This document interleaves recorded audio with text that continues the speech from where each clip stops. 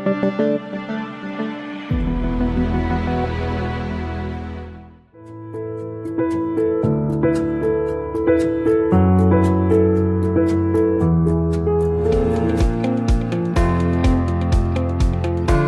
l'avons tous constaté, l'économie du pays est marquée aujourd'hui par une inflation très forte.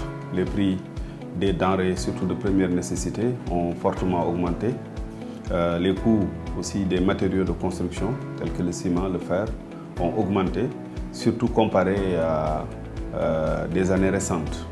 Certains prix ont même doublé. Il y a une partie due à la conjoncture internationale, il faut l'avouer, mais une bonne partie est due à un mauvais pilotage des politiques économiques, surtout en rapport avec le coût de ces produits-là.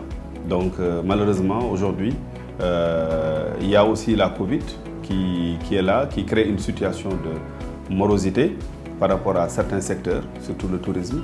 Et l'un dans l'autre, l'économie ne se porte vraiment pas bien. Maintenant, si on regarde les agrégats, il y a aussi le déficit qui s'est creusé à plus de 6% aujourd'hui pour un objectif de 3% de l'UEMOA, un objectif normal. C'est vrai que les pays de l'UEMOA se sont concertés et depuis que la Covid s'est déclarée, ont desserré l'étau. Aujourd'hui, il y a une certaine liberté, une flexibilité dans ces politiques-là. Bon, et effectivement, certains États comme le Sénégal se sont beaucoup endettés, ce qui crée aussi un autre problème parce que le coût de la dette est assez élevé, le cours est assez élevé et l'État n'a pas les moyens d'intervention sociale. Surtout que par les temps qui courent, on aurait voulu que l'État vienne en aide aux populations en termes de subventions ou de réduction des impôts et des taxes douanières sur certains produits.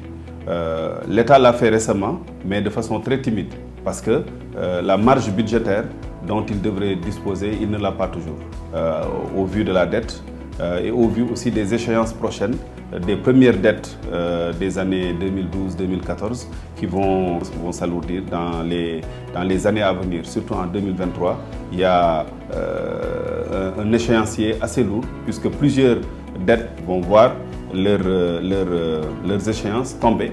Et ma foi, l'un dans l'autre, l'économie du Sénégal n'est pas forcément dans une bonne direction aujourd'hui.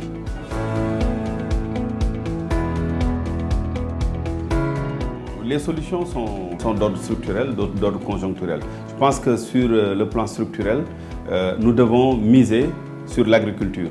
Ce n'est pas la première fois qu'on le dit, les gens l'ont dit et redit. Nous avons des terres, nous avons une population jeune, nous avons de l'eau et dans la trajectoire du développement, il faut miser d'abord sur les éléments où on est fort. Je pense qu'on est fort là-dessus et la transformation des produits agricoles, créant une industrie liée à la transformation agricole, ça va être pourvoyeur d'emplois aussi. Et je pense que c'est la première étape. Maintenant, l'autre aspect que je vois, c'est aussi travailler sur les services. Le Sénégal a toujours été assez bien noté du point de vue de l'offre de services.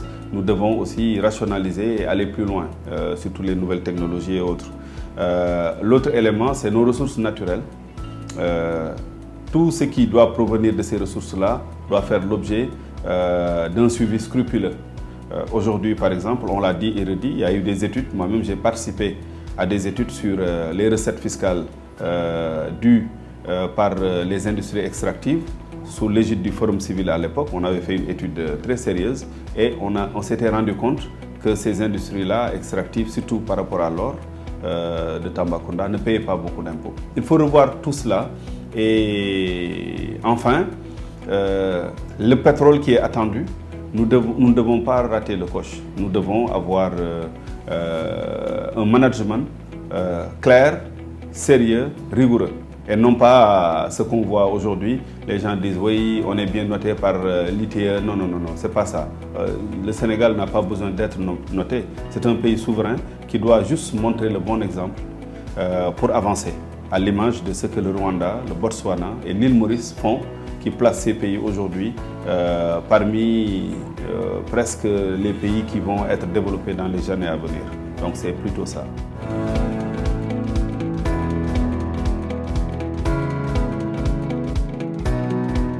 c'était une invite à ce que l'approche soit globale pour être plus efficace. Il ne faut pas que les gens se méprennent sur nous, ce que nous voulons faire.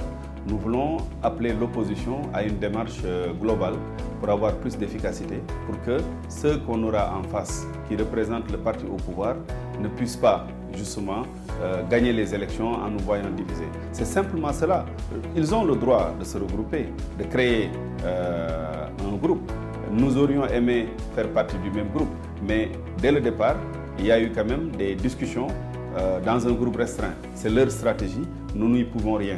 Mais on a appelé, à l'heure de la réalité, lorsque les groupes se formaient, on a appelé à un groupe large. C'est ce qu'on a traduit dans le communiqué, parce qu'il y a eu des difficultés pour de communication certainement, mais peut-être d'autres ordres, et on a voulu tirer la sonnette d'alarme pour que le démon de la division ne vienne pas à bout de notre volonté tous de gagner le parti au pouvoir. C'est seulement cela. Maintenant, effectivement, chacun a le droit de se regrouper, ils ont le droit d'être ensemble.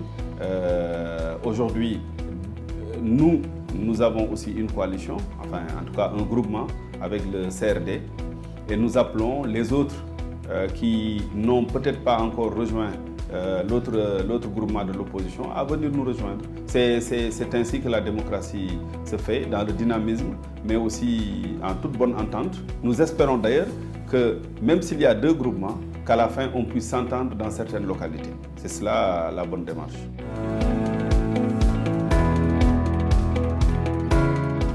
Naturellement, en tout cas, si vous parlez du parti Teranga Sénégal que je dirige, je suis originaire de la localité et nous avons des ambitions sur la localité.